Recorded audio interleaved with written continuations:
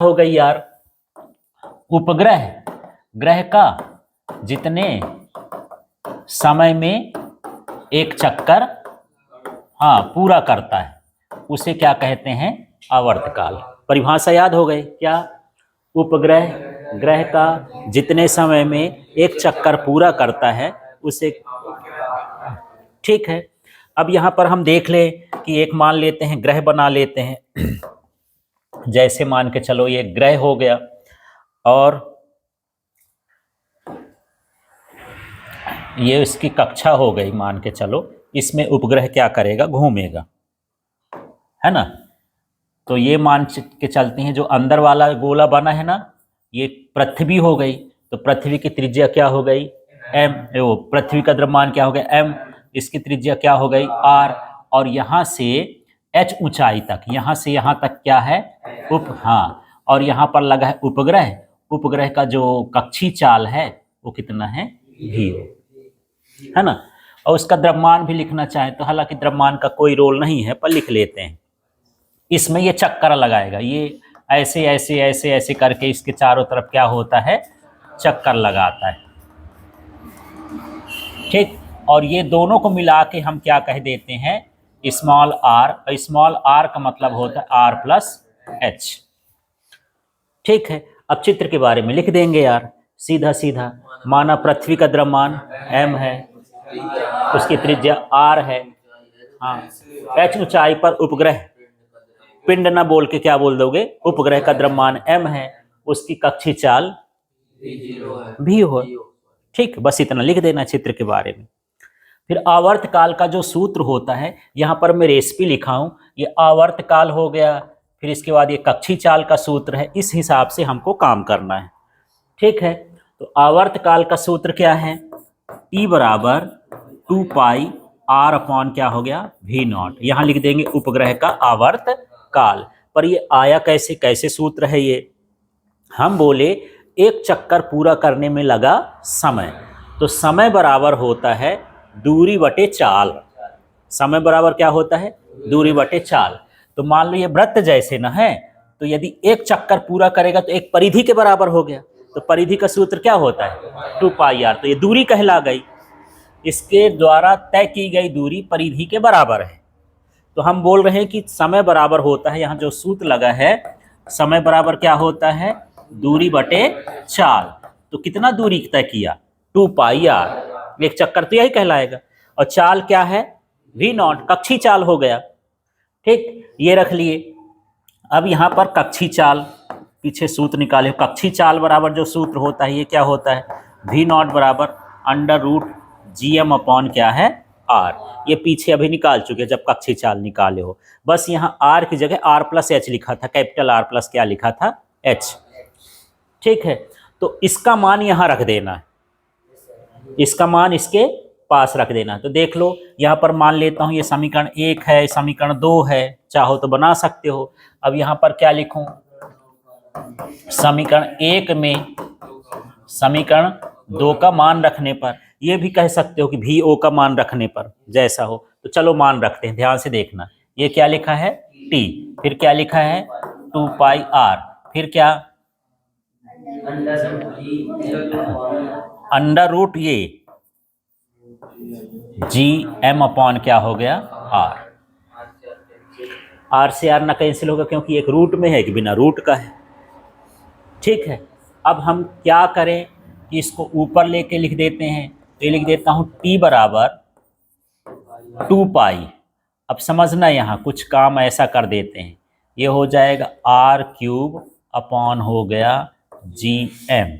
सोचो कैसे कैसे, भला दिमाग लगाओ।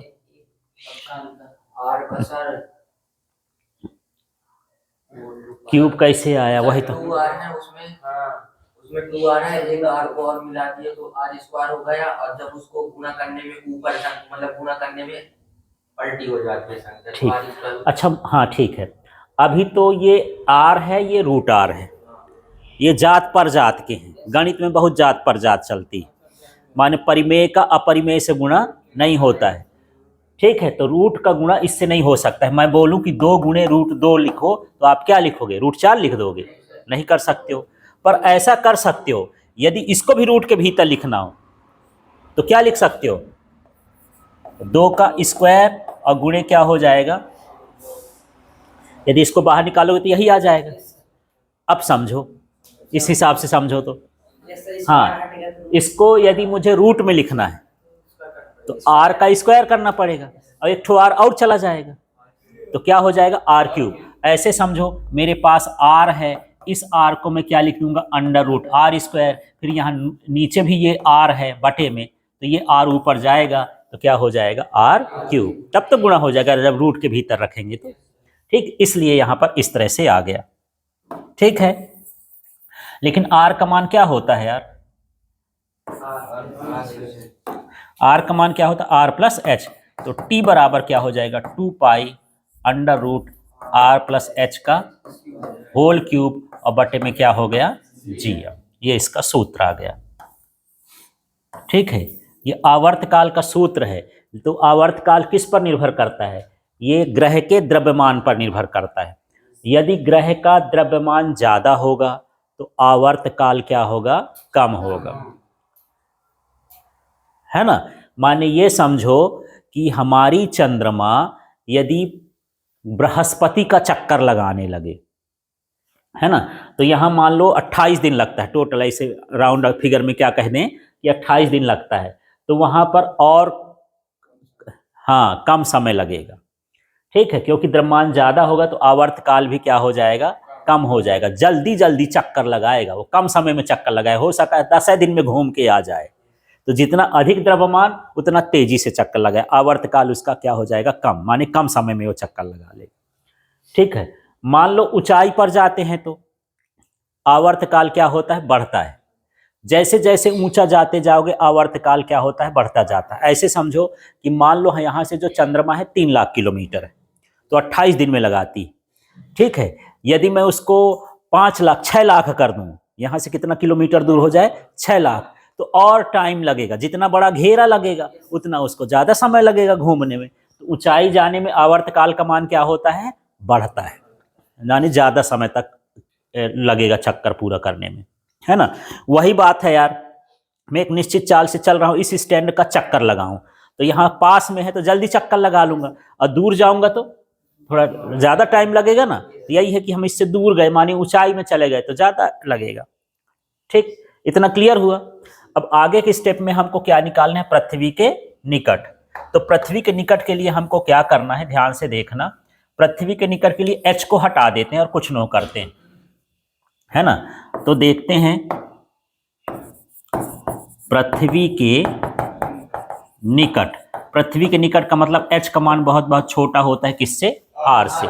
ऊंचाई कम है, त्रिज्या ज्यादा है, h इसमें छोड़ देंगे तो क्या बनेगा बताओ, t बराबर 2 पाई अंडर रूट, हाँ, r क्यूब, और ये पूरा, और बटे में क्या हो जाएगा, gm, है ना। यह हटाओगे, क्यूब है तो क्यूब लगा रहा आएगा। ठीक है, लेकिन gm का मान हम ये भी पढ़े थे, स्मॉल g बराबर क्या होता है, gm अपॉन r स्क्वायर। तो यहां से gr स्क्वायर बराबर क्या हो जाएगा, gm, माने gm की जगह क्या लिख सकते हो, हाँ, तो यहाँ पर t बराबर हो जाएगा 2 pi under root r cube, और ये हो गया gr स्क्वायर, कट जाएगा ना, हाँ, ये एक ठो कट जाएगा तो ऊपर क्या बचेगा, under root r upon g। r का मान 6400 माने 6.4 इंटू 10⁶ होता है। ठीक, और g का मान 10 होता है। यदि हल कर देंगे तो 84.6 मिनट का टाइम आएगा। मतलब यहीं से इस पेन को मैं घुमाने के लिए भेज दूं, इस, है ना, ये कक्षी चाल से घूमे तो ये 84 मिनट में मेरे पास दोबारा लौट करके आ जाएगी। एक चक्कर पूरा करने में कितना समय लगेगा, 84.6 मिनट। ये कब है, जब पृथ्वी के कहाँ हो, निकट। ऊंचाई पर जाएंगे तो बढ़ जाएगा, आवर्तकाल जैसे जैसे ऊंचा जाते हो क्या होता जाएगा, बढ़ता जाता है। ठीक है, समझ में आ गया ये। तो इस तरह से ये है। यदि इसको मिनट में, घंटे में भी कन्वर्ट कर सकते हो, पर छोड़